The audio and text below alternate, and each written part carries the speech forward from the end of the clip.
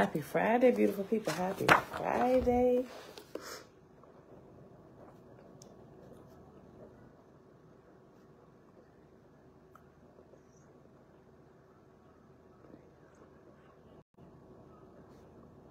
It is September the 30th. It is the last day of the month. Time flies. It is September the 30th, 2022. Day 226 of year 4 of reading through the books of the law and the prophets. And of the 4-year consecutive day count, day 1,244. We're picking back up in the book of Judgment. I decided to do these. Clearly, we're doing it in parts, but I'm labeling it in parts. That's what I'm going to start doing with everything. I mentioned it before, but I just recently started doing it. So each chapter in the book of Oahspe, although it's the full reading from beginning to the end in one playlist, in separate playlists, I'm going to do different books. So this goes to 2 playlists, the full list with all the books and a book by itself, Book of Judgment. I just now recently started doing this with the last 2 books. Eventually, I'll probably do one every day till I get myself caught up with the playlist. And when we read it over, the new ones will go into the, I don't know, maybe I'll do year 2 playlist, Book of Judgment. Because coming around the second time reading it, it's going to have way more revelation in the second time we read it versus the first time. Because the first time, clearly, we're just trying to get the story in, the basis of everything. And even though I'm adding stuff in now, it'll be way more when we read through it the second time. All right, y'all. So on page 672 is where we left off at on in chapter 7. So this is where we will begin. Father, we thank you that you are the revealer of all hidden mysteries and those laid out in the open. All right, y'all.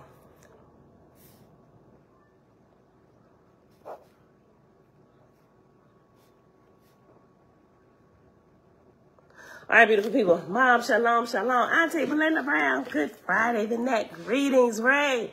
Hi. Kindred, shalom, Shebrew.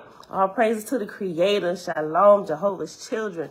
Hana, peace and blessings. Anita, greetings. Set apart, grand and blessed rising. Global purpose, grand rising. Then they over on Facebook. Shalom, sis. And everybody else hanging out in the background. All right, y'all, let's get started. All right, chapter 7, page 672. A man may be wise as to books and philosophy and mathematics and poetry and great learning, and yet be low in grade as to spirit, right? We know some people that's so smart they don't, right? At least that's how we say it. A man may know little of all such knowledge and may be poor withal, but by hardship and exercise, develop in sympathy and good works done unto others, and be high in grade as to spirit. Let me read it again. Let me just start over at 1. A man may be wise as to books and philosophy and mathematics and poetry and great learning, and yet be low in grade as to spirit. A man may know little of all such knowledge and may be poor withal, but by hardship and exercise, developed in sympathy and good works done unto others, and be high in grade as to spirit. So also may it be with spirits that manifest through you as great orators, who stand even in the lowest grade in heaven. Let not thyself deceive thyself, O man, as to thy knowledge or thy speech or professions. Thou hast the scales in thine own hands, and thou shalt soon or late weigh thyself justly and take thy place, even as thou hast prepared thyself. Right? That's good. Let me read that again. He said, we hold the scales. Weigh yourself accordingly, because sooner or later, you're going to have to get in where you fit in your right place, right? Look, verse 4, page 672, chapter 7, let not thyself deceive thyself. You only fooling yourself, right? Sooner or later, truth going to come out, and you got to take your rightful place. Let not thyself deceive thyself, O man, as to thy knowledge or thy speech or professions. Thou hast the scales in thine own hands, and shall, soon or late, weigh thyself justly and take thy place, even as thou hast prepared thyself. Nor flatter thyself that thou canst cheat heaven or change the ways thereof, nor hide thyself behind doctrines or behind the promises of gods or saviors. Old things are done away, and none of these shall avail thee on earth or in heaven. Be thou king or queen, judge or servant, the same judgment shall stand upon all. When the garment is gone, and the diadem, and the riches, and the flesh withal, consider thou the grade of thy spirit, and the bondage upon thee. We can turn this back over to the dirt, this flesh. Where do you stand? Let me read it again. Verse 6, nor flatter thyself that thou canst cheat heaven or change the ways thereof, nor hide thyself behind doctrines or behind the promises of gods or saviors. Old things are done away, and none of these things shall avail thee on earth or in heaven. Be thou king or queen, or judge or servant, the same judgment shall stand upon all. When the garment is gone, and the diadem, and the riches, and the flesh withal, consider thou the grade of thy spirit, and the bondage upon thee. Thou shalt take that for which thou hast fitted thyself, according to what thou hast done. Chapter 8, page 672. Hear my words, O man, and be considerate of the justice of thy Creator. These are my exhibits which I place before thee, that thou shalt not err. And thou shalt be a rich man, and adorn a city by donating unto it a park with a statue.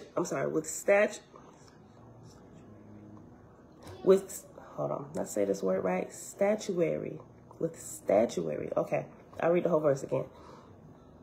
And thou be a rich man, and adorn a city by donating unto it a park with statuary and pleasure walks, hoping to glorify thyself thereby, and be praised by men. Therein thyself burieth thyself in the first resurrection, and the act lowereth thy grade instead of raising it. Okay, I get this.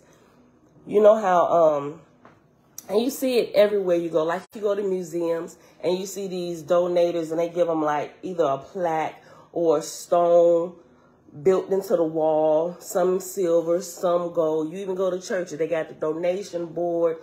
Those people that want to be recognized, right? They got their names, such and such is at this level. Sometimes they even go as far to tell you as what those levels are, right? To better pat you on the back or make you feel some way about yourself because you gave at this level. And people walk around, hold on, I'm a gold member. Don't talk to me that way. I'm like, get out of here, you and your fake gold. Look. So some of them, if you give between $0 and $25, thank you, and you get this bottle of oil. You give from $26 to $1,000, you get something else, maybe a prayer shawl, something like that, or a pen or a calculator. You give a little bit higher, you get like a silver plaque. Then you get like what's first? A bronze, then maybe silver, then platinum, maybe gold, or however they do it. And then you have those that give like the ultimate gift, like over $100,000 or $1 million, and ain't no telling what they get on the wall, plus free access to wherever it is they done donated to for a lifetime. That's what this talking about. And thou be a rich man, and adorn a city by donating unto it a park with statuary and pleasure walks, hoping to glorify thyself thereby and be praised by men. Therein thyself burieth thyself in the first resurrection, right? Yeah, you still got a whole lot to learn. You ain't going no higher than the first resurrection. And the act lowereth thy grade instead of raising it. So you're having the direct opposite effect on your spiritual grade when you do these type of things, especially when you're doing them just to gratify yourself, right? Because most people that do that, when they're completely selfless, they don't want any kind of recognition whatsoever. Nobody will ever know where it came from, and it is truly anonymous, right? I won't know. They may have, and giving to a cause is not wrong. But when it's like, hold on, where's my receipt? Because I need to write this off. What type of, okay, let me keep track of this. You lowering your spiritual grade. I can understand for business purposes, whatever. But for real, let's be for real. You lowering your spiritual grade. You really want the praise of men to show them how well you're doing and what you've done, right? For in whatsoever thou givest, thou shalt consider first the lowest of the low, whether they have bread to eat and a place to sleep, and the sick, whether they have attendance and good provision. And thou be a rich man and contribute to a house for orphans or for the helpless and aged who cannot help themselves, it raiseth thee in grade.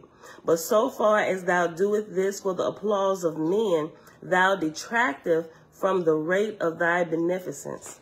Neither doth such a good work help thee more than the poor man helpeth his own grade by assisting one poor orphan.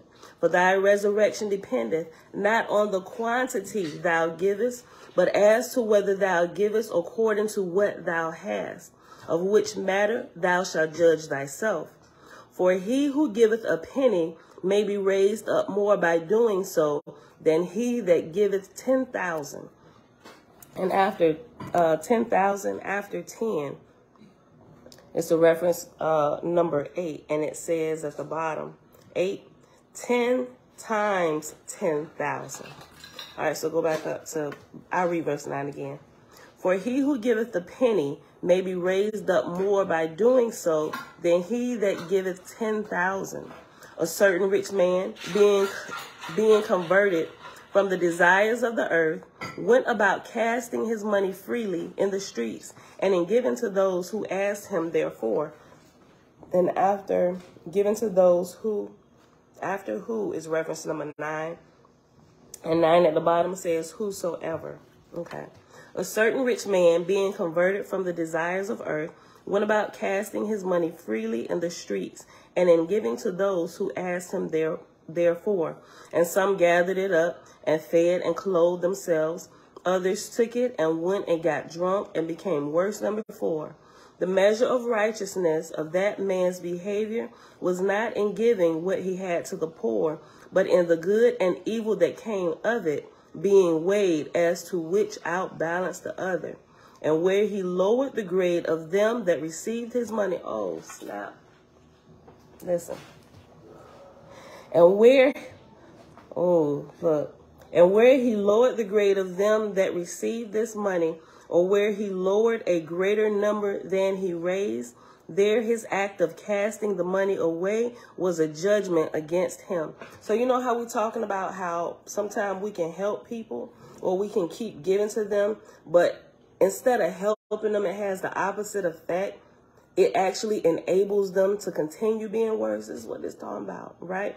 So before you give your money, at least from what I'm understanding, right? Let me read this again. The measure of right, let me see. Let's see. Okay, 10. Let's go back up to 10. We'll do the whole thing. A certain rich man, we're on page 672. A certain rich man, being converted from the desires of the earth, went about casting his money freely in the streets and in giving to those who asked him therefore. And some gathered it up and fed and clothed themselves. Others took of it and went and got drunk and became worse than before. The measure of righteousness of that man's behavior was not in giving what he had to the poor, but in the good and evil that came of it, being weighed as to which outbalanced the other. And where he had lowered the grade of them that received this money, or where he lowered a greater number than he raised, there his act of casting the money away was a judgment against him. Okay, so I know this kind of keep going a little bit, but let me share this real quick. What I understand and an example of this. Okay. So before you just give your money away willy-nilly, right, you should consider those who you're giving it to. Right now, I know time to time you may see people on the street. We talked about that, right? But if you know, let's just say family-wise. Let's just use family for this example, right? Say you have some family members who are struggling, right? You got some family members that struggle because it's true that they're going through this learning curve. They're learning. They're trying to get better. They're getting their finances under control. It's just they're learning how to work out their own finances on what's wise to spend money on, how to properly triage expenses. Should I pay my rent or pay my cable bill first? If you pay your cable bill, you just going to be paying it for the next people that come in there. Pay your rent. You can get the cable later, right? Triage in the order of importance. You need shelter, right? Shelter first. Okay. So if you're constantly, all right, babe, love you.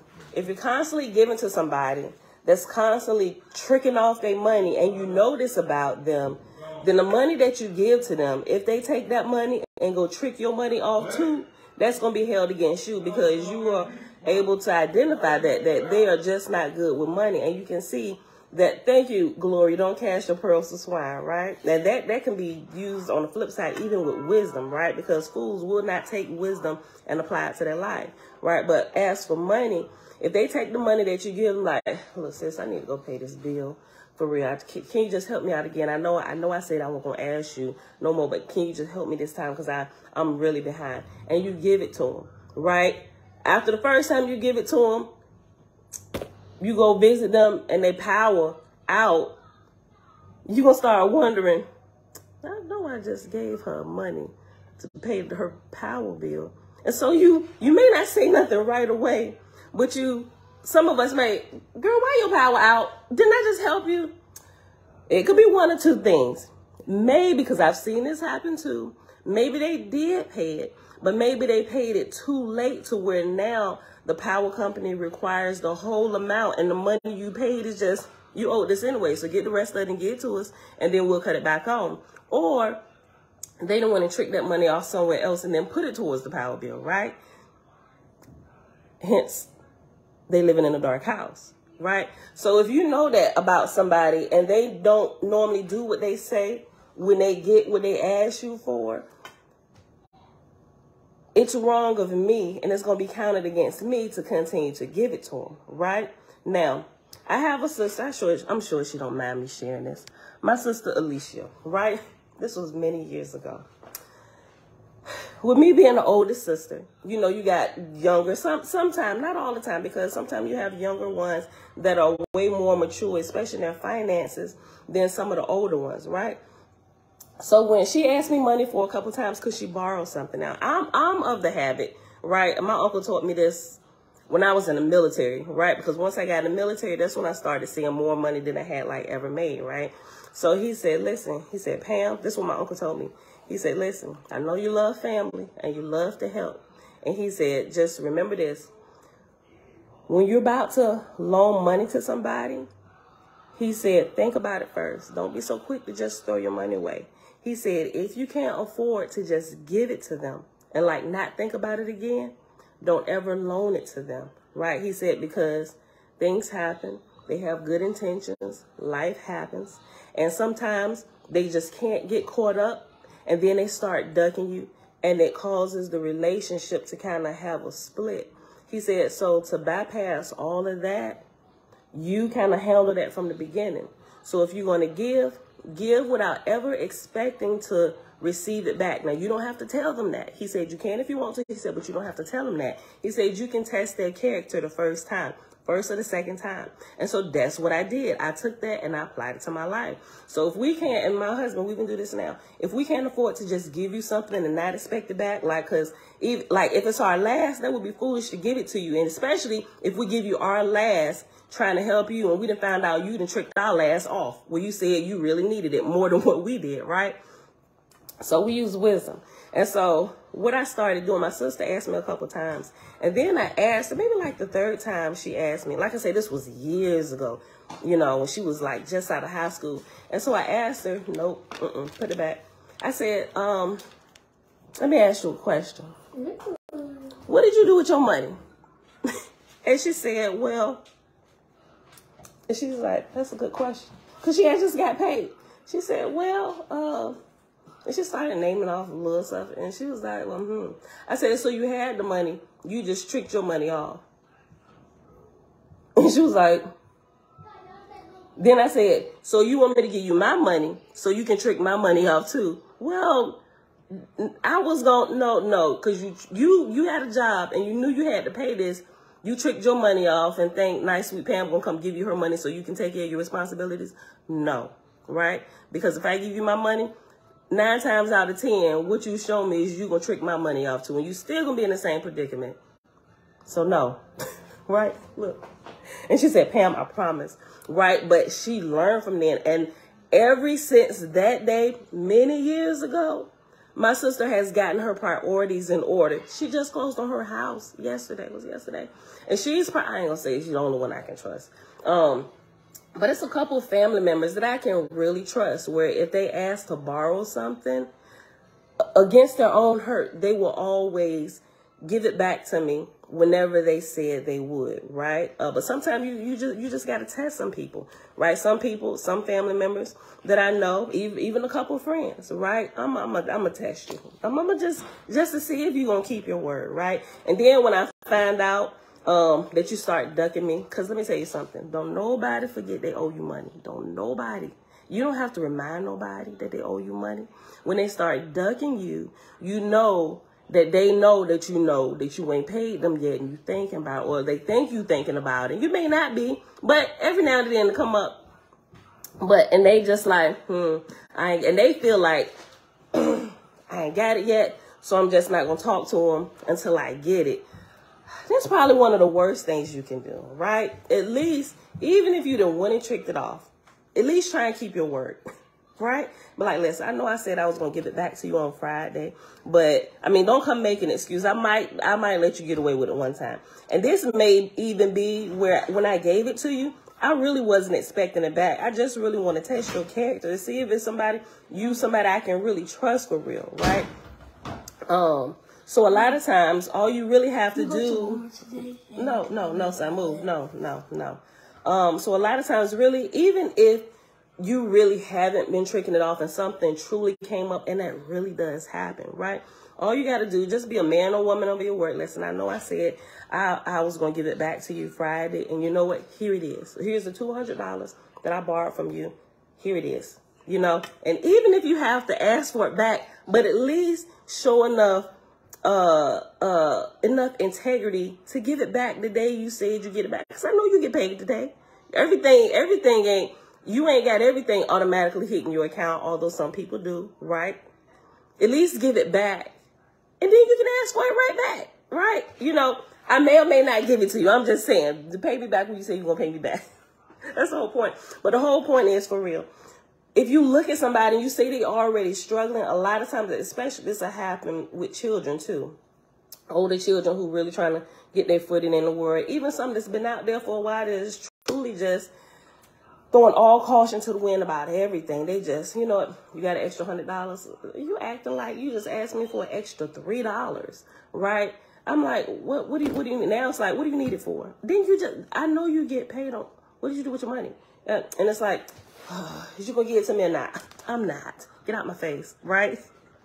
And it's like, you have to learn how to be responsible.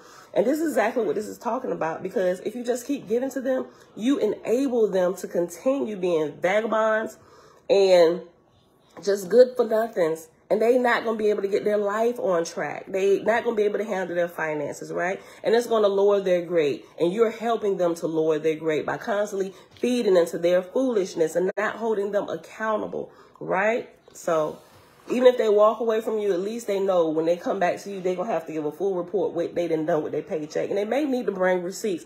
I don't believe you. Show me your checking account, or show me your checkbook if you keep a checkbook. How many people still really keep a checkbook, right? I realize that's something that we cannot do without, right? That's how we got our finances under control, actually keeping the checkbook for our business and our personal, right? I kid you not.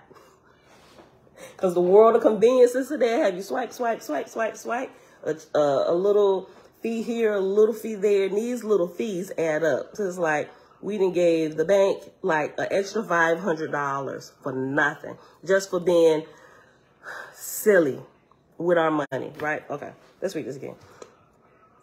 A certain rich man, being converted from the desires of earth, went about casting his money freely into the streets. This man, he just been converted. I guess he just like, okay, I'm going to be on the righteous road. Freshly converted, right? Rich man. A certain rich man, being converted from the desires of earth, went about casting his money freely in the streets and in giving to those who asked him therefor. And some gathered it up and fed and clothed themselves. Others took of it and went and got drunk and became worse than before. The measure of righteousness of that man's behavior was not in giving what he had to the poor, but in the good and evil that came of it, being weighed as to which outbalanced the other. And where he lowered the grade of them that received his money, or where he lowered a greater number than he raised, there his act of casting the money away was a judgment against him.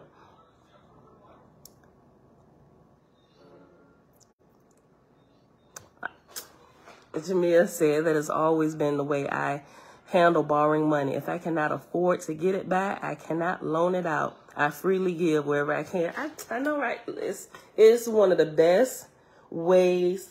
It's freeing, and it's one of the best ways to save relationships. It really is, because everybody has good intentions on paying you back, right? So we're just going to take the ball out of your court there, even though I haven't told you, you know. And sometimes when people go to give it back, man, don't worry about it. Go ahead and keep that. And they be like, well, I was really, no, go ahead and keep it. I was really just testing to see if you was going to keep your word to me, right? And so, but yeah. But I would say learn how to do that, right? So you can help all people. And they'll think, and those type of people, they'll think twice before they come to ask to borrow something from you, right? Because they know that you're going to hold them accountable. And it's like they're not going to come to you unless they're truly, really in a bind, right? And then they always you'll keep their word and do what they said they were going to do, right? Okay. Verse 14, page 672. He who giveth, saying, Here, thou beggar, doeth a good corporal act, but an evil spiritual act. He lifteth up with one hand, but injureth with his tongue. And after tongue is reference number 10. And 10 says, but knocketh down with the other. So you helping up with one hand and you knocking them down with the other. Okay. Excuse me. He who giveth, saying, Here, thou beggar, doeth the good, or is like, take it. That's what it's an exclamation point. He who giveth, saying, Here, thou beggar, doeth a good corporal act, but an evil spiritual act. He lifteth up with one hand, but injureth with his tongue. Such an act detracteth from the grade of that man. A certain rich man, being converted to do good works, went and built a score of soup houses to feed the poor gratuitously. And all the poor people of that town went therein and were fed. But the next year, behold, there were twice as many poor. And the rich man built another score of soup houses, and they were all fed. But the next year, there were still twice as many poor people to feed. But the rich man had exhausted his means and could feed none at all. Judgment is therefore rendered against that man for his supposed benevolence. Oh, I can see why now, just reading over this previous one. And after benevolence, supposed benevolence, is reference number 11. And 11 at the bottom says beneficence. And so verse 18 says, For whilst he did a little corporal good, he did a great spiritual wrong, because he lowered the grade of manhood and womanhood in those that he fed. His benevolence promoted dependence. Well, I just gave you the answer. I was about to ask y'all, why do y'all think that was so? Matter of fact, let me ask y'all, why do y'all think that was so? Yeah, because let me look ahead real quick, because it's going into another example. Why do y'all think that was so? Let me read it again. I'm going to read the whole thing again. And why I'm reading y'all like tight. Okay. Verse 15. A certain rich man, being converted to do good works, went and built a score of soup houses to feed the poor gratuitously. Or rather, let me say this. When you figure out exactly why he lowered the grade, can you read that and tell what he could have done to actually help them rise in grade to where you get what I'm saying? By him building these soup houses, like doing the same thing he did, what could he have done differently with feeding these people that would have caused them to rise in grade? That's what I thought about while I was reading this. If anybody know, type it out. I'll read it. I'm going to read this again, and I'll come back and look up.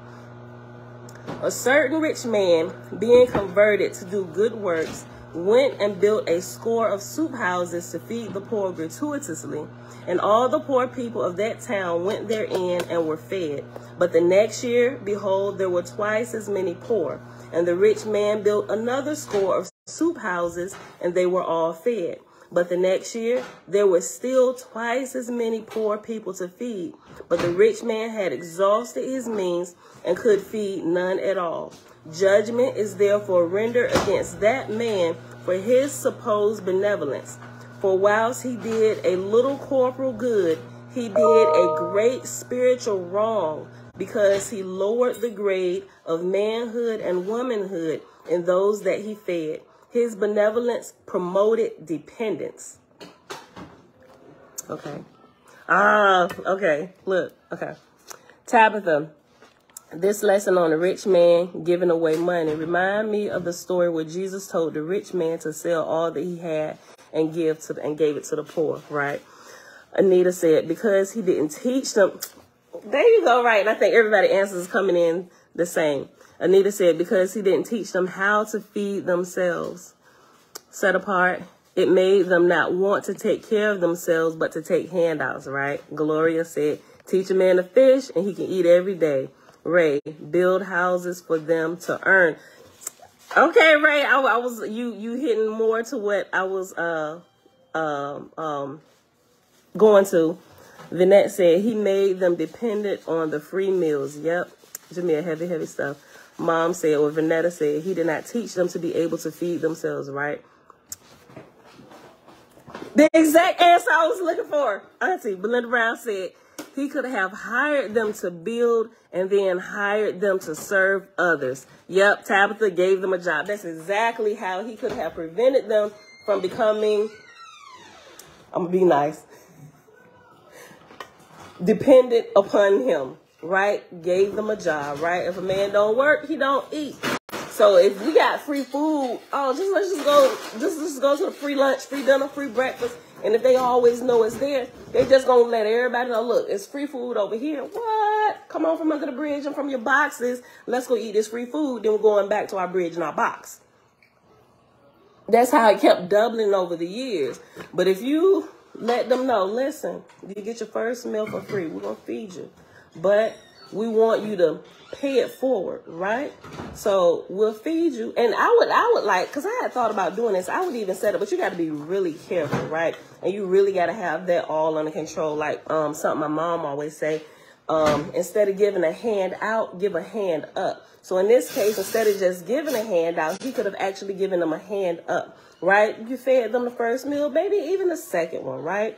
Even the second one, just depending on their state of nutrition, all that good stuff. Make sure they got strength. Okay, now you help us to continue to feed those, right? And so it helps them regain dignity about themselves. You're teaching them how to put their hands to work. And then while we're feeding others, you don't eat until after everybody else has been fed. Or however you want to set that up. Because sometimes you get jokers, they paycheck early. They want to leave early, right? So let's get the day's work done, right? The money as I began to pay you, right? If it was that case, and he actually made it a business where he employed them, or instead of, because some places they have it where you just volunteer, right? Okay, however, right? As long as you're getting them working for what it is, and they're actually helping to get themselves back on their feet, right? As you start making money, these meals are no longer free to you. You need to pay for your own food, right? Because we're trying to get you, what you call it? what's a functional person in the community. That's what I'm looking for, right? We're trying to make you functional so you can get back out there where you no longer need our help, right? Yeah. Say la shalom. What's up, brother? Okay, but yeah, that was good, y'all. So, but yeah, that's what I was looking for. He could have gave them a job right there. They get out there, and now instead of just being fed, they can join in the ranks and help them feed others, right? And so, but people who don't really want that, they'll realize, like I said, you give them 1 or 2 times and they realize, oh, I got to work. Then you can actually begin to sort out those who are truly having a hard time in life and those who choose to have a hard time in life. Like, I don't want to do nothing. I ain't working.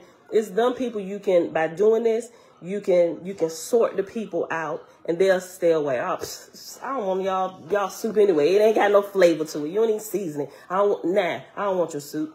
You know, and they start talking junk, walking away. But like, brother, you can have all the soup you want. You join the ranks, help us feed those.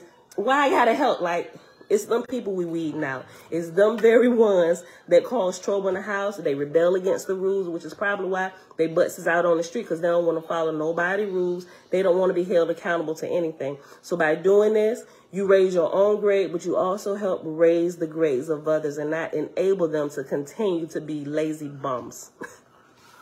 Okay. Right, I know, set apart. Jehovah is awesome. This teaches wisdom. It really does. Okay, I'll read it one more time. We'll keep going. Okay, we're on page 672, chapter 7, verse 15. A certain rich man, being converted to do good works, went and built a score of soup houses to feed the poor gratuitously. And all the poor people of that town went therein and were fed. But the next year, behold, there were twice as many poor. And the rich man built another score of soup houses, and they were all fed. But the next year, there were still twice as many poor people to feed. But the rich man had exhausted his means and could feed none at all. Judgment is therefore rendered against that man for his supposed benevolence. For whilst he did a little corporal good, he did a great spiritual wrong, because he lowered the grade of manhood and womanhood in those that were fed. His benevolence promoted dependence. That's so good. A rich man founded a place of labor for the poor, who had nothing to eat and nowhere to sleep. And he said unto them, the Creator hath given you hands to work with. Come ye, be men and women. And they went and worked and earned their living. Judgment is rendered in favor of that man, for he raised the spiritual grade of the poor. This is a benevolence that extendeth into heaven. And after benevolence here is reference number 12. And number 12 at the bottom says beneficence. Okay. Verse 24, page 673. Let thy charity be to the sick and helpless, but be thou wise in directing the able-bodied to help themselves, right? So which I can truly understand why at this phase in life and earth life, the progression of life, where all saviors and gods and all these other deities are being done away with, right? Because earth has developed to the point to where we're now we can perceive and understand spiritual things. We've been cultivated up to this point. Like, we can all tell, because we can hear the Father speaking to us. We get direction. Now that we're at this, now that the human race is at this point, which is called Cosmon era, there's no more need for these deities and these saviors, because now we're able-bodied, right? And we can do it ourselves, which is why they have to be done away with. Why? Because if we look, just take a look at those who depend on the gods and saviors. They make them dependent upon them. Jesus, take the wheel, is a perfect example. Oh, Jesus coming back to get me. Jesus is going to handle it. I'm going to say a prayer, just rub it off, and it's going to be handled. I'm going to just go ahead and keep on doing the foolishness I was while Jesus take care of it. Absolutely not, right? You're descending lower and lower in grade by being dependent on something that's never going to happen for you, especially in this time. That time has passed. We are past that, while people are still waiting for Jesus to come help them. All right, son, love you. Be safe. Look. 21. The Creator hath given you hands to work with. Come ye, be men and women. And they went and worked and earned their living. Judgment is rendered in favor of that man, for he raised the spiritual grade of the poor. This is benevolence that extendeth into heaven. Let thy charity be to the sick and helpless, but be thou wise in directing the able body to help themselves. For all charity tendeth to lower the self-respect of the receiver and casteth him lower in the grades in heaven. Right? That's something everybody we can see that, right? Cosmo and Cap. Shalom, brother. We can see that, right? Which is why when you look at men, well, I done seen a good bit of both. Some men just will not allow you to help them, right? Because it's their dignity, and I wouldn't say ego. It's their own self-respect, right? They'll say, no, don't get it to me, but you got something that I can do, but I'll cut your grass. You got something that you got a leak or something. I know I'm good with, no, let me not say that. That could be taken a whole nother way. I was about to use a plumbing example, but let's not use that. But y'all get what I'm saying, right? They're like, nope. And some guys, like, they have a hard time. Like I said, they say, we'll work for food, right? You know, okay, give them a chance, right? Show up here, this address tomorrow or whatever, and you work, you know. Labor Ready does it, right? I'm not sure if it's called Labor Ready where you guys are at, but it's like the daily hiring place for people, and they pay them daily for the work that they do, right? So, but yeah. Verse 24, let thy charity be to the sick and helpless, but be thou wise in directing the able-bodied to help themselves. For all charity tendeth to lower the self-respect of the receiver and casteth him lower in the grades in heaven. Certain ones depend on alms, not having either sickness nor yet strong bodies. Nevertheless, were they aroused, they could support themselves, right? You might be in a wheelchair, but your hands work fine. You know, I got some data I need you to input. Can you help me with this? You know, and I'll give you a paycheck, and I'll pay you fair wages for what you do, right? I even change it where you can become proficient, where you don't have to work for me. You can get a better job, something that can pay you good money, right? Like, seriously, like all these things. Listen, day labor. Okay, Vanette, it's called day labor in some places. Okay. All right. Verse 26, certain ones depend on alms, not having either sickness nor yet strong bodies. Nevertheless, were they aroused, they could support themselves. When thou givest them regularly, they depend upon thee. And after upon is reference number 13, and 13 just says on, or they depend on you. Okay, when thou givest them regularly, they depend upon thee. These become beggars in the lowest grades of heaven. That which thou givest them accounteth against thine own grade. Better is it for thee and for them that thou arouse them from their degradation. To do this tenderly and mercifully is a great virtue.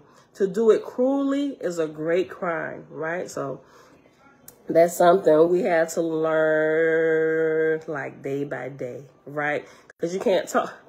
Not that I think it's good to talk down to anybody at all, even the people that come work for us, right? We've learned the art of speaking to people nicely. My husband know men that he got to be a little bit firm on, because we do get some of those guys out there that are in this in this shenanigan category. They just there, but we can tell that they work for other people that just kind of let them skate off and they suck. We call it sucking the clock. Right, they'll go off and they'll kind of piddle around. Where my husband, like, okay, he'll keep our guys in charge. Okay, make sure you keep an eye on them, because such and such is skating off or taking too many smoke breaks, and you really only work 4 hours of the 8 that you were here. You're gonna get 4 hours, right? So when they realize that about us, and you ain't gonna be here sucking our clock, we will send you home first, right? Or we'll call them. We do not want Jesse back. We don't want Jane back, because we hire men and women, right? We'll give them a warning first, and after the warning, and the warning is not cruel, You know, my husband like, come on, man, what's going on? You tired? You know, this, you know, my husband kind of, he'll do it in a nice way, you know, and he'll kind of be on them, but not so much where the person feel like he breathing down his neck. But we got a job to do. We want you to be productive out here. And a lot of them don't know that if you work good, because we're looking for good, solid people we can hire. We turn over a lot of people simply because of their attitude towards work. And we can tell you literally just here to get money for today. You have no responsibilities. You must not have a family or anything, right? So them people we just kind of weed out. And out of all these people we done went through, it's about two that they'll stay, they'll come, they'll do what they're supposed to do, and they'll treat it, although they're temping for us, they'll treat it like it's their permanent job. And we've really had 2, maybe 3 so far that act like that, right? And we don't really ever tell them, right? Some of them know. They say, we're working for that blue shirt, because our uniform shirt is blue. They say, we're working for that blue shirt, and they serious about it. They show up every day. They ask, hey, are the Murphys on the board today? Are they hiring anybody today? They need anybody for their projects? And the temp people, they call us it's a couple of them that we use. They said everybody is looking for y'all when they come in here. They was like, nope, they didn't request anybody today. Well, when they do, can you put me on the list? They didn't even, I don't know how they did it. I don't know. We don't mind. And you know what? I know how they got it. I just thought about it. Because when they come out to the job sites, I'm like, they didn't even got our cell phone numbers to where they sending us texts. Hey, y'all working this weekend, this week? Can we get on the ticket? But when they do get on the ticket, they need the phone number, the point of contact, and our number is up there. So that's how they got it. We supplied it. Not that we mind, but they know we not just taking people that just going to give us any kind of thing. Right? Because when you come out here, especially when you put on that blue shirt, you represent us, right? And not just us, but our family. This is how we've been living this is how we support our family. We can't allow you to put on a blue shirt and you get out here and do what you want to do. We ain't going to let that happen. I'm sorry. We work too hard to get where we at, right? And if you want to work with us, we'll teach you how to fall in line with what we require, right? And we help them, right? So we know everybody not going to work with us forever. There's people that's worked with us, and we'll help you. They want to change or they want to get further. They want to open their own. We'll actually show them how to do it, right? I mean, we're not here like, no, you can't work for me. You stealing. No, we help them raise themselves up, because people who have the mindset to start businesses on their own, they're not going to be with you long anyway. They're always thinking about how to get out there and do their own thing. So when we see that, we actually help them, right? Make sure you got this in order. Make sure you get a good CPA. File your taxes on time. When you get employees, do not pay them under the table, right? We help them out so they can get going. Some of them listen, some of them don't, right? But that's something that we've learned, right? And so definitely you definitely have to learn how to talk to people. You have to be able how to know where your people are. You just have to, what's the word? You have to have discernment and foresight, right? And everybody that comes work for us, we treat them like they're truly a part of our family, you know. So, but there it is. I definitely would agree with this, right? It says on verse 29, page 673, chapter 8. Hold on. Verse 28.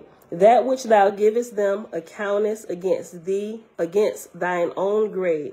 Better it is for thee and them that thou arouse them from their degradation. To do this tenderly and mercifully is a great virtue. To do it cruelly is a great crime, right? Because you can tell that when you talk down to a dog, how the whole demeanor of the dog changes. His tail go between his legs. Like you don't want to do that to another human being, right? I don't care who it is. Men talking to men, women talking to women, men talking to women, women talking to men. It's a terrible thing when you see it from the flip side, a woman talking to a man and he doesn't have enough strength or wherewithal on his own to stand up. He literally tucks tail and runs. I mean, that is a horrible scene to watch. Okay, so we have to learn how to get control of this and how to deal with our brothers and sisters in righteous ways, right? That help build them up and not tear them down. To do this tenderly and mercifully is a great virtue. To do it cruelly is a great crime. Consider not so much what thou shalt do to raise thine own grade, but what thou can do to raise the grade of those within thy reach. Remember, All men and women are thy brothers and sisters, and thou shalt labor to make them, make themselves a glory unto the Creator. That was good. I love this book of Judgment. Malachi, shalom, brother. Listen, chapter 9, y'all, page 673. Where we at? Okay, chapter 9. Remember thy Creator and the magnitude of his creations. Before him thou art but an atom, and as only one small creature. Nevertheless, a multitude of people make a nation with cities and hamlets. These are also graded by thy God according to the ascendancy or the declension of the whole. If a city, then the grades of all the people shall be summed together in the scale of 100. And if a nation, then the grades of the cities and the hamlets and of people of isolation shall be summed together in a scale of 100. And if half the people are above grade 50 and half below 50, the grade of that people shall be 50. If 1/4 only, then the grade of that people shall be 25. Okay, so the cities are graded on a whole basis, not individually. You have individual grades, but if we're grading a whole city and only 25 out of the 100 is at 50 and the other 75 is at 25, the grade of that city is 25, right? Okay. And then I read verse 5 again. I'll just go to 4. If a city, then the grades of all the people shall be summed together in a scale of 100. And if a nation, then the grades of the cities and hamlets and people of isolation shall be summed together in a scale of 100. And if half the people are above grade 50 and half below 50, the grade of that people shall be 50. If 1/4 only, then the grade of that people shall be 25. You look so cute, girl. Verse 8. On the basis of individual grades shall be the grades of a city and a nation. And the behavior of a city. Want to put this in the freezer? Yes, put it in the freezer. And the behavior of a city or nation shall be graded in the same way, after the manner of an individual. A certain nation built almshouses and asylums sufficient for the needy, and by its tyranny made an equal number of needy ones. That nation raised not its grade for the good it had done. Another nation built no almshouses, but by its wholesome laws there were none needed. That nation raised its grade manyfold. And yet another nation maintained a standing army in order to maintain itself. That nation stood grade 1 only. The place of this last nation in entrance into the S world shall be grade 1, which is the animal region, which is on the earth. Sheesh. Whoso dwelleth in such a land, though he have a good individual grade, shall suffer deduction in the ratio of the grades of different nations of the earth. But whoso dwelleth in a nation high in grade shall be ascended in his own individual grade.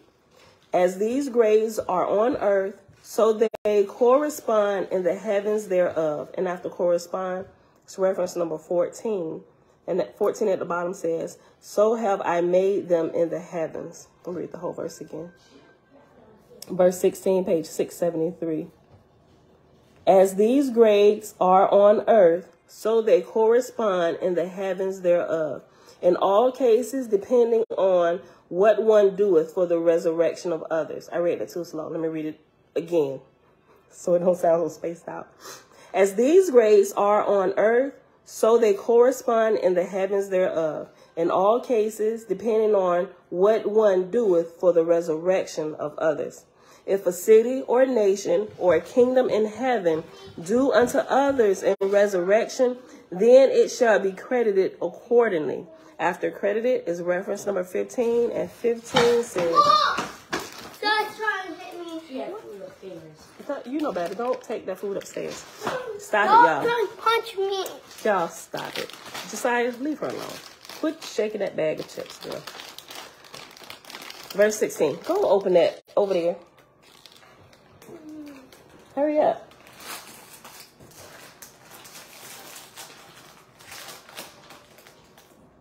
Okay. Verse 17. If a city or a nation or a kingdom in heaven do unto others in resurrection, then it shall be credited accordingly. But if there be no gain in the good that any of these do, they shall receive no grade. But if they increase in raising individual grade, then are such cities and nations rising in grade. Consider thy nation, O man, one generation with another. And as the relative proportion of individual grades rise or fall, so shalt thou determine whether thy nation is ascending or falling in grade. Number its paupers and criminals as to increase or decrease. Consider not its wealth, nor its ships, nor its armies, nor its great buildings. These altogether are only one grade, and are of no value as to the spiritual grade of its people. For the strength and life of thy nation depend upon its spiritual grade. Pursue this, and thou shalt prophesy truly as to the growth or the downfall of a nation. Pursue this also with regard to the nations of the earth, and thou shalt determine the relative place of thine own nation in the S world. That's good. Turn that down, Bella. Where we at? 57 minutes? Chapter 10. Okay, let's read like 2 more chapters. There's 2 more chapters and we're going to pause. Okay, chapter 10. Thou art remembered, O man, by thy God, and admonished and instructed for thy soul's sake, that thou mayest become a glory to thy Creator and to thyself.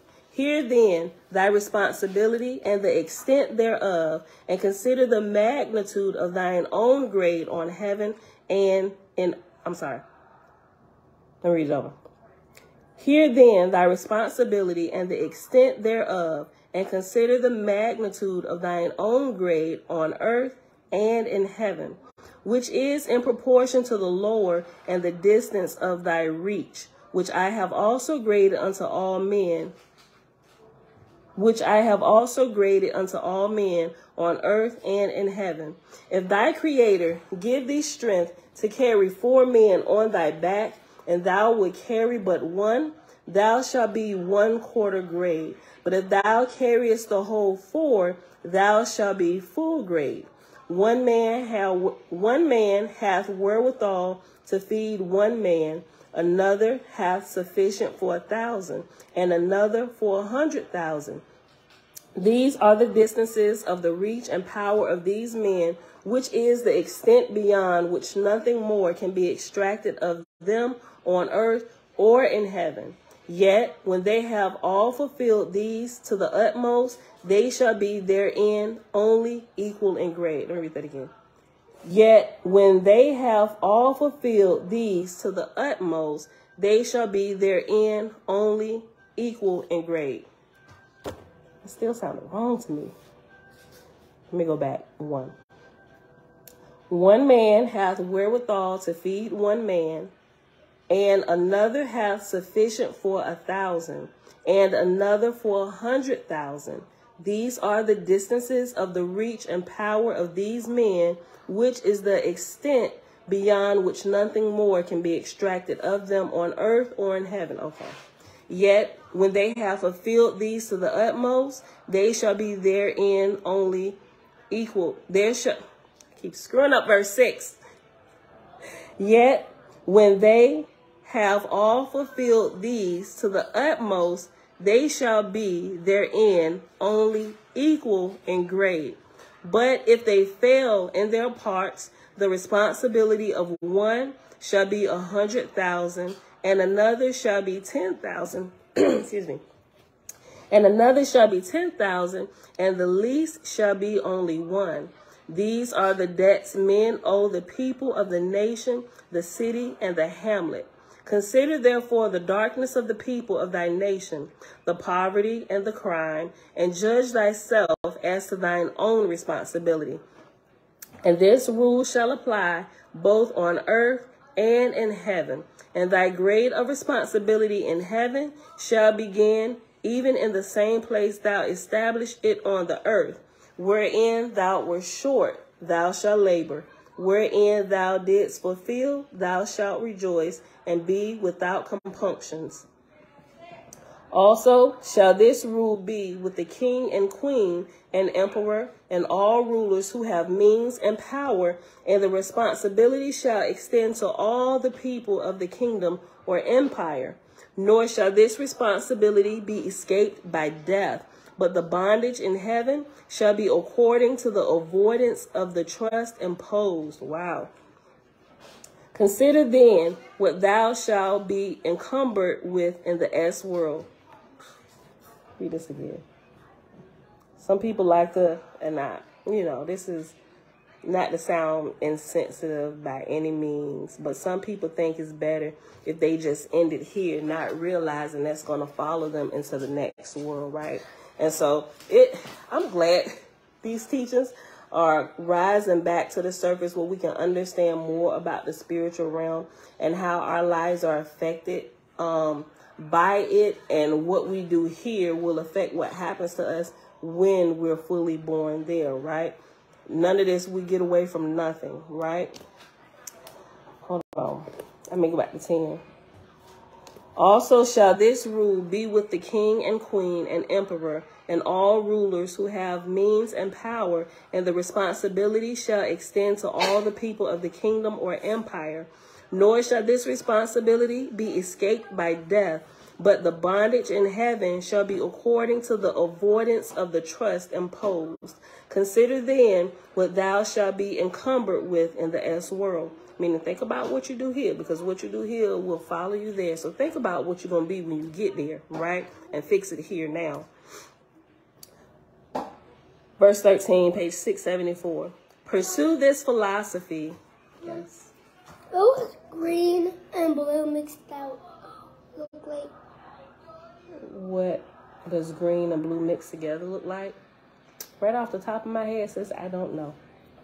Red. Maybe red? I don't know. I don't know. I would need to actually mix it to tell you. Could be purple. I don't know. I don't know. Verse 13. Pursue this philosophy, and thou shalt determine what shall be the labor of the king and the queen and the great ruler after they have died and entered the S world. Find the grade of their respective dominions, and thou shalt determine by the ascension thereof the duration of their bondage in the first resurrection, whether it be 50 years or 500 years. Oh, snap. Well, yeah.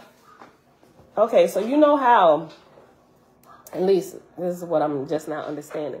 So you know how I was joking around. Clearly, everything is probably can be fully calculated, right?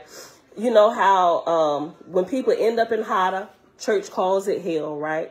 When you or it's the first resurrection, it's there, right above the earth. When you find yourself there, I guess how long you're there will be determined by other means. Other means of, I don't know. It'll be determined by not only what you did, but who you also affected, and if you were in any type of leadership, rulership whatsoever. Remember, you can't rise higher to all those who were under you are raised to your grade, and you all rise together. So, yeah, for those that lead, I'm thinking your time in Hada is going to be a whole lot longer, because most of them end up in knots anyway, right? So not only do you have to be restored from the state of delusion, from the knot, but after you're restored, then you have to go back, and all them people that held you in the knot, you have to restore them. You got a lot of work ahead of you. So the people who weren't in positions of leadership, it looks like they may make it out of those realms a whole lot faster than those who are in leadership, because it's calculated by every single one, every single person that was under your command. Let me see. Consider then what thou shalt be encumbered with in the S world. Pursue this philosophy, and thou shalt determine what shall be the labor of the king and the queen and the great ruler, and after they have died and entered the S world.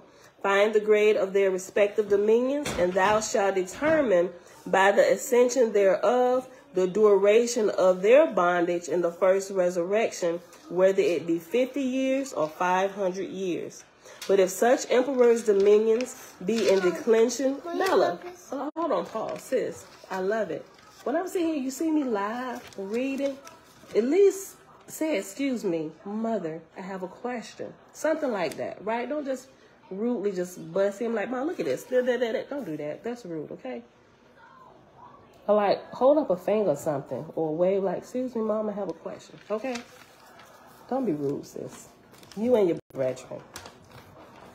Verse 15, let me go back to 14. Page 674. Find the grade of their respective dominions, and thou shalt determine by the ascension thereof the duration of their bondage in the first resurrection, whether it be 50 years or 500 years. But if such emperors' dominions be in declension instead of resurrection, then on his entrance into heaven, he shall be at the mercy of the spirits of his kingdom, who shall be in wait for him, and he shall not escape them. Some other heavenly kingdom shall deliver them. Otherwise, they fall into anarchy and madness. And after madness, it has hell. All right, last chapter for today, y'all. Chapter 11, we're on page 674. Remember thy Creator and the comprehension of his kingdoms, and be considerate of the words of thy God. All men profess to desire resurrection. They hope to ascend to exalted heavenly spheres, yet many will not even try to exalt themselves. One saith in one breath, to not eat flesh of anything created alive is the highest. And at the beginning of verse 4, after 1, is actually reference number 16. And 16 says he. One saith or he saith. I'll read it again. Verse 6. Not verse 6. Verse 4, Verse 4. One saith in one breath, to not eat the flesh of anything created alive is the highest. But straightway he feasteth on fish and flesh. And after and is reference number 17. 17 says, he filleth his belly with flesh. One saith in one breath, to not eat the flesh of anything created alive is the highest. But straightway he feasteth on fish and flesh. One saith, and after, we're on verse 6, and after one here, it has reference number 16, which is the same thing, he. They interchange in one and he. One saith or he saith. One saith, to return good for evil is the highest, but he doeth evil even before the sound of his voice is hushed. Boy, you lying, you wouldn't even close your mouth all the way yet. Oh, I love this. Look, one saith, to return good for evil is the highest, but he doeth evil before the sound of his voice is hushed. And yet he will find fault with his Creator. If holy, angels promise him not a high seat in heaven. And there are others who constantly profess to have the higher light, but they go about tattling and making evil remarks of their neighbors. Yet many of these do good unto others, giving to the helpless. Verily are they both rising and falling in regard to the resurrection.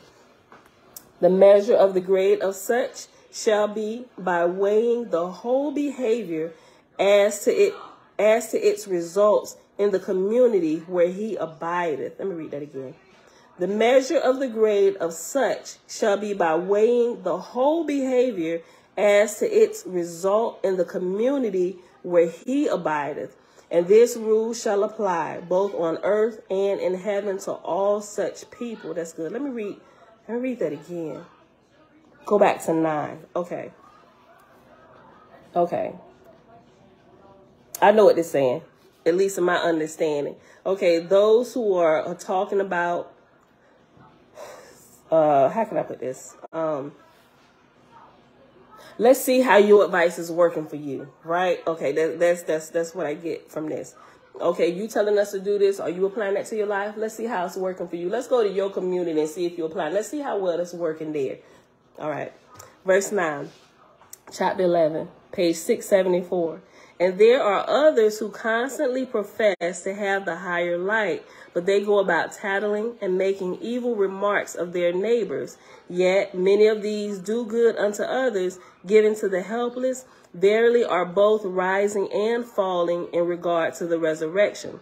The measure of the grade of such shall be by weighing the whole behavior as to its result in the community where he abideth. And this rule shall apply both on earth and in heaven to all such people. There are men who do great good unto others and are talented with all, but who are great liars and much prone to exaggeration, so that their good works are outbalanced by the shame of their tongues. Oh, my goodness. You highlight that or underline it, asterisk or something. Pay attention, y'all. Verse 13, the grade of resurrection of such shall not be modified or benefited but little by their good works, but they shall be weighed as to such evil habit, whether it be increasing or decreasing, and the grade of such man shall be accordingly, and shall come under the rank of spiritual disease. Dang. Because it will be entailed upon them into the S world and shut them out from the grade which they manifest. Let me read that verse again. 13. The grade of resurrection of such of what? People that exaggerate a lot. I know I tell stories and I exaggerate, but when I exaggerate, I tend to come back and say, now that's a little bit of exaggeration. It wasn't 100 people, but it was really just 3, right? That's a part of my whole storytelling, right? But, okay, I gotta watch myself when I tell my stories, right? Listen, hold on. The grade of resurrection of such shall not, let me go back up. Let me see. 12. There are men who do great good unto others and are talented with all, but who are great liars and much prone to exaggeration, so that their good works are outbalanced by the shame of their tongues. The grade of resurrection of such shall not be modified or benefited but little by their good works, but they shall be weighed as to such evil habit, whether it be increasing or decreasing, and the grade of such man shall be accordingly, and shall come under the rank of spiritual disease, because it will be entailed upon them into the S world and shut them out from the grade which they manifested. Wow. When thou searchest for the grade of a city, therefore all such persons shall stand as grade 1. There be some who say, I care not for the spiritual man nor the S world. One world at a time is sufficient for me. And they may be good as to the way of the city, contributing alms to the helpless and visiting the sick. Nevertheless, they utter truthfully their own resurrection, which shall stand grade 1. There is no crime in them, but an unfortunate imbecility of spirit. Wow. Listen.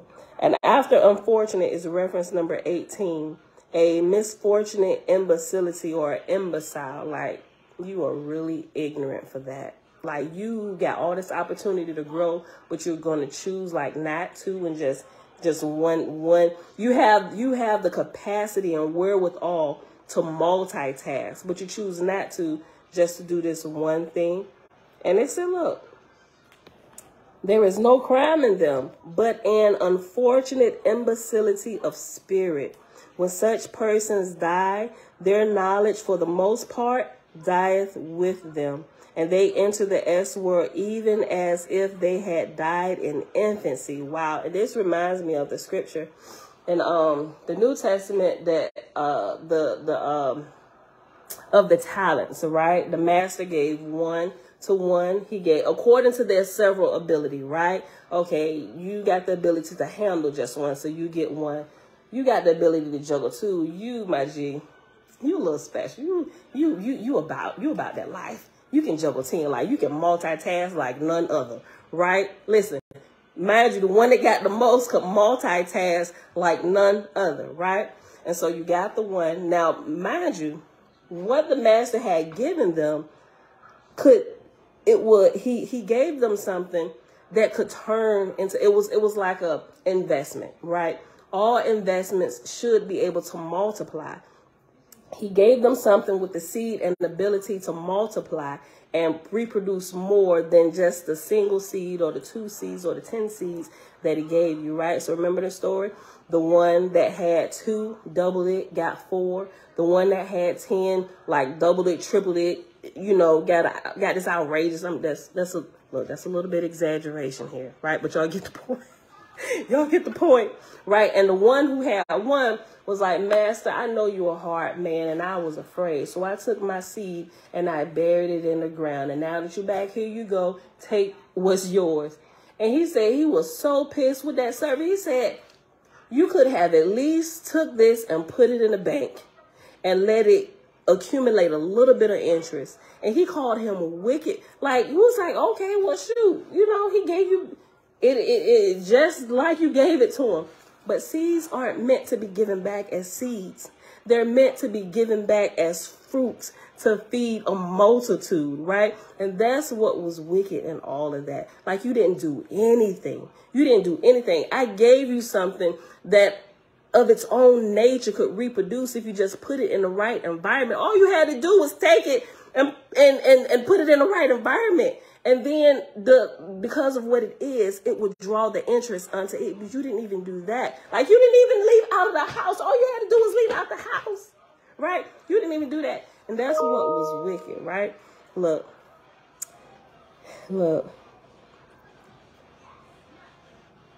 Verse 17 says, this is no crime in them, but an unfortunate imbecility of spirit.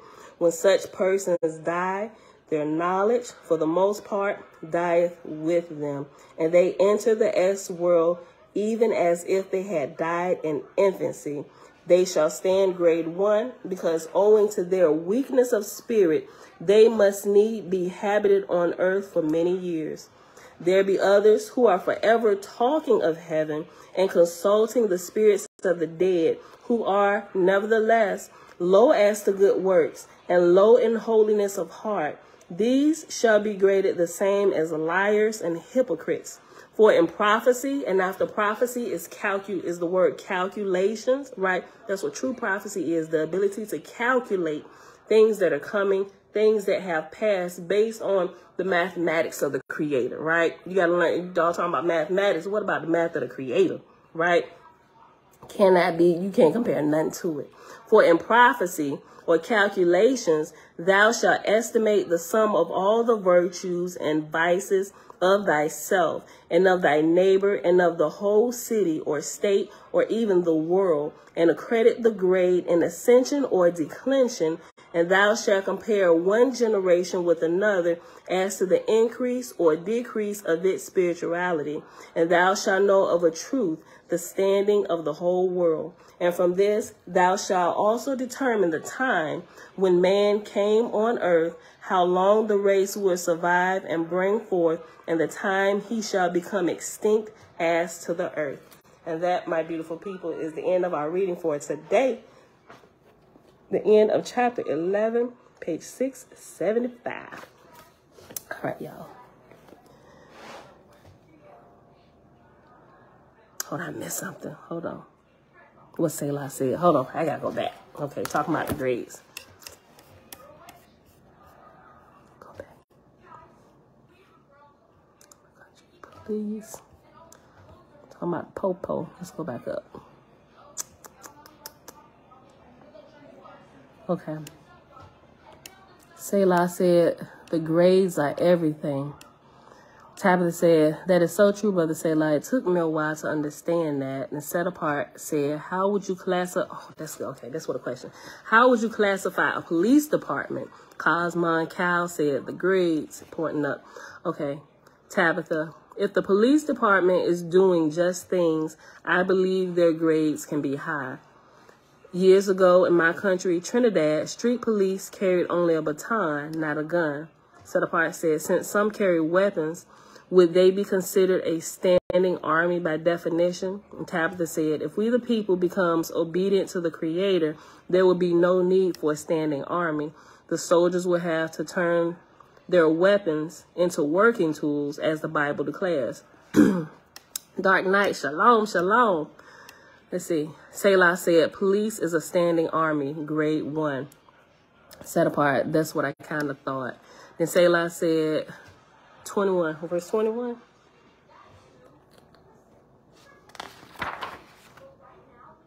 Okay, that's 21 of chapter 9, which is on page 673. Consider not its wealth, nor its ships, nor its armies, nor its great buildings. These altogether are only one grade and are of no value as to the spiritual grade of its people, but they can still rise in grade. Okay, and Tabitha said, Brother Selah, how can the police department rise in their grades? Set Apart said, that would be a good lesson. It really would. Nazarene, faith and shalom, pamela. Okay. Then Selah said, based off individual grades of doing good works, it's cops that help the community and help others. And Selah said it's called struggling in the grades as well. Yeah. Tabitha said, I agree, Brother Selah, with that answer. Okay. Then Tabitha said, there are some police officers and soldiers there are some police officers and soldiers never killed anyone while on duty. Okay, yeah, but that's good. That's good. Look, I'm gonna start looking at my city. I'm gonna try and start grading my city based on all this stuff that we're learning. But shoot, I mean, the little stuff that I can test within my own household, I'm like, yo, that's right on point. Okay, it gets kind of fun as we begin to go outside of the family and just observe and look and try to calculate. We should all do that. We should try to figure out the grade of our cities that we live in. That means we got to get out and do a little footwork, look and see what's going on in the government, what has become of their laws and stuff that they done put in place. Has it helped the people rise, or has it helped the city to decline, right? Do we have certain parts of the cities that nobody don't like to go to? Like when I lived, like here in the Hampton Roads area, they call the whole city of Newport News bad news. Like, oh, you live in bad news? Look, don't classify me with, and I used to be like, don't classify, because we don't live down there. We do not live down there. We live up here by Fort Eustis. We don't even drive down there. Like, if you got places where people like, we don't go down there, then we got a problem as a city, because nobody should be thinking, oh, no, we don't go down there, right? Look like trash, and like it's like the mayor and everybody done forgot this portion of the city. And then when we tired of looking at it, we just uproot all the people, tear it down, and we displace them. They don't know where they're going. Like, we really have problems in our city, right? They cannot be good for our spiritual grade overall for our city, right? And just like the individual grades make up like the entire grade of the household, the grades of the cities make up the grade of the state, and the grade of the state makes up the grade of the, the country. The grades of the states make up the grade of the country. Just the next level up, right? But everything start back at home.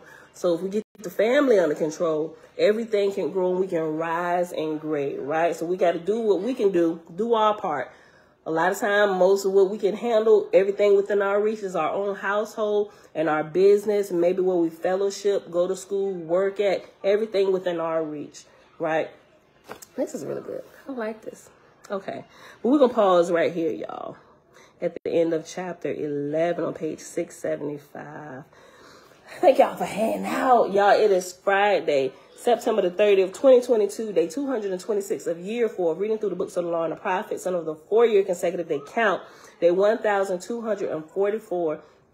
And like I just said, in Oahspe, we're reading still the book of Judgment, and we read pages 672 to page 675, which was chapters 7 to 11.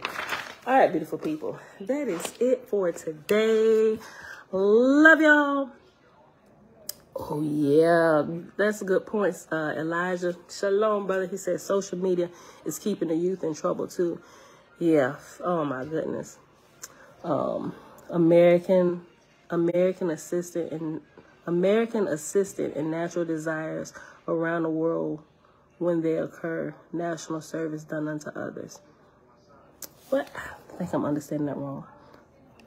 America.